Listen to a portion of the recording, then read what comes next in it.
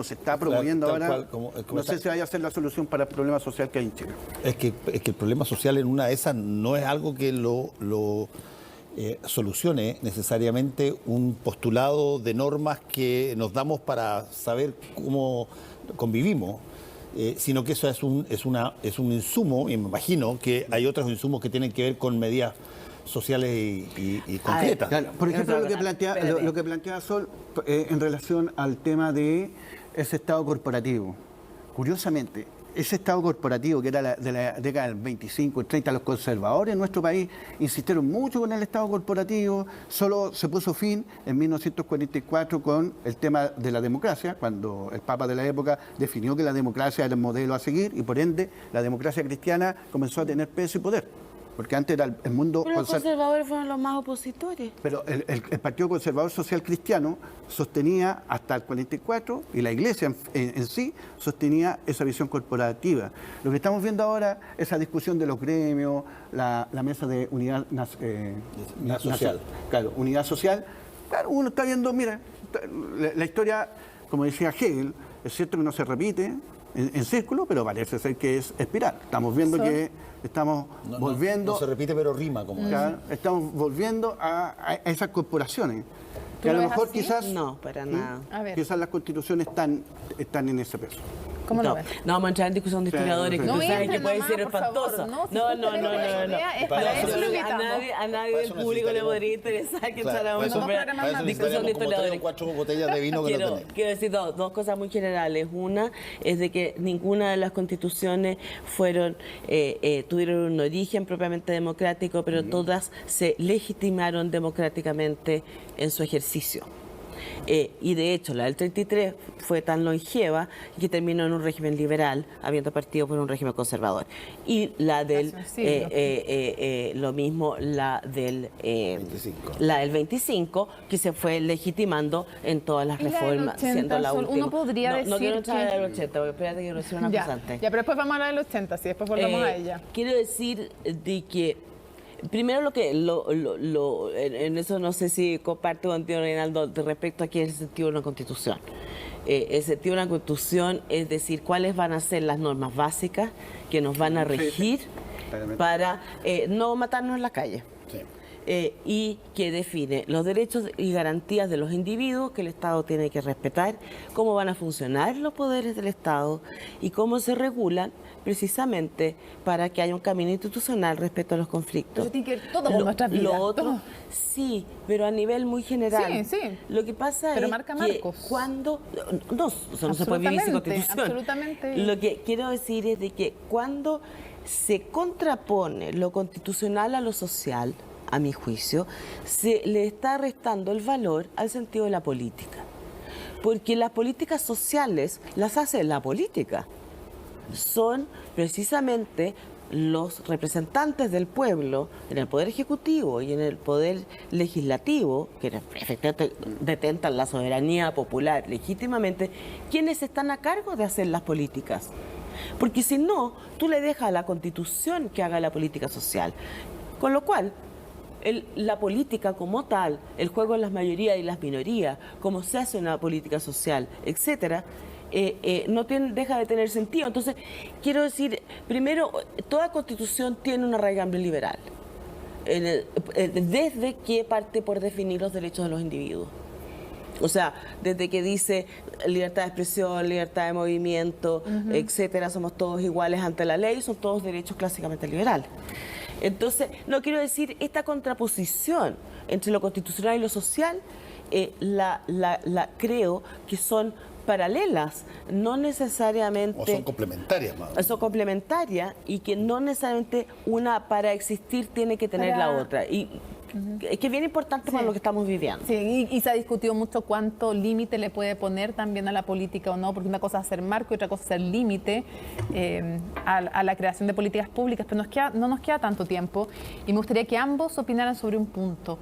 ¿Cuánto se ha legitimado en el ejercicio o cuánto no se ha legitimado en el ejercicio de la Constitución del 80 que surge en dictadura en la Comisión Ortúzar y que después tiene numerosas reformas, después tiene el hito del 2005, está bien, pero ¿se legitimó finalmente o siempre sufrió de su falla de origen? Porque hay un libro de justamente Claudio Alvarado, por ejemplo, que él plantea que no es tanto, según su perspectiva, el problema de origen de la Constitución del 80, sino que se agota en algún minuto la fórmula y las políticas de la transición, y que es eso lo que finalmente hace que se agote la Constitución. ¿Cómo lo ven ustedes? ¿Cuánta legitimidad logró adquirir o no la Constitución del 80? Desde un punto de vista histórico, yo creo que sobre todo a partir de 1990 y durante el 2000, 2010, o sea, tenemos claro que nunca tuvo un aspecto legítimo en la sociedad, en el sistema político. Siempre se buscó la manera de cambiarla, transformarla, revisar lo que fue la Constitución del año 80 y que finaliza con la famosa propuesta de Ricardo Lagos del año 2005. O sea, la sociedad chilena, el sistema político nunca la legitimizó. Eso creo que está bastante claro. Pasó como antes, que sin embargo... se aceptó la Constitución, pero nunca se fue considerada legítima. El tema de la legitimidad de origen ha ido adquiriendo cada vez más relevancia por falencias que han estado muy atribuidas a la Constitución, pero en los hechos hemos tenido 30 años en una Constitución que ha cambiado gigantescamente respecto a la del 80. ¿Te acuerdas que teníamos senadores designados? Que el artículo octavo no permitía partido político, etcétera. Entonces, en los hechos, todos los partidos políticos, desde la UDI al Frente Amplio, en los hechos han aceptado la Constitución en la medida que han competido y han legislado en torno a la Constitución existente. Pero aceptar los hechos no significa que sea legítimo. No, no fue esa la pregunta. Sí, eso fue. Yo estoy de acuerdo. Yo creo que ha habido Perdón, pero no era si era legítimo o no, si se había legitimado. Legitimado, sí. De hecho, uno trabaja con la Constitución vigente. Pero es la que opera. Claro, lógico, es la que opera. Y tú, de hecho... Otra cosa que te guste o no te guste. Y de hecho yo he escuchado hoy día, a raíz de esta idea del presidente de la República de sacar soldados a la infraestructura crítica y darles o dictarles la posibilidad de hacerlo sin llamar a un estado de emergencia, salieron montones de parlamentarios de oposición, y algunos incluso bien de izquierda, señalando de que eso era inconstitucional. Y esa tenía que ver con, básicamente, la Constitución que nos rige, que es la Constitución del 80. Que requiere no ley orgánica, sino que reforma constitucional. Exacto, pero la pregunta quizás interesante respecto de lo que... no sé si que esto es diferenciador o no, con respecto a otras constituciones, es que la Constitución del 80 tiene metido dentro muy claramente un tipo de modelo sobre la base de determinadas situaciones, particularmente en lo económico. Tiene la lógica del Estado subsidiario, que...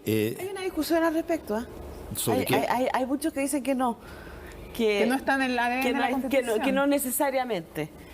O sea, es un debate, quiero decir. Sí, yo no soy constitucionalista y no estoy por entrar en eso, pero esto de que la subsidiariedad la instala la Constitución es un tema bastante discutido dentro de los constitucionalistas. Bueno, lo importante es que hoy día no es legítima y se ha iniciado un nuevo proceso, pero que tiene que ver con una crisis social relevante, y lo interesante es que si esto significa una forma de ponerse de acuerdo, más allá, a mi juicio, de si esta es mala o es buena, llamémoslo así, lo importante es el proceso de construir una que sea efectivamente legítima, por sentirla propia, pero también porque nadie puede dejar de decir que no la obedece.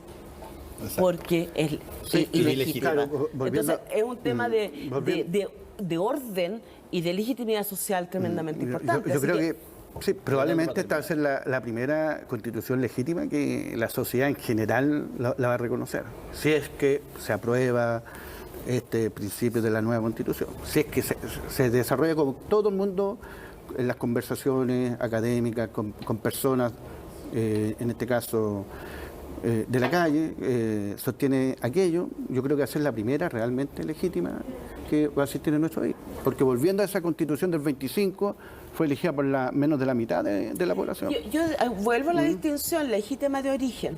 De eso es lo que estamos mencionando. O sea, claro, la Unidad Popular claro. gobernó con la Constitución del 25 Claro, y le hizo muchas reformas, y la del y 80 Frey también. y Alessandri. Entonces, de hecho, fue una Constitución además muy defendida.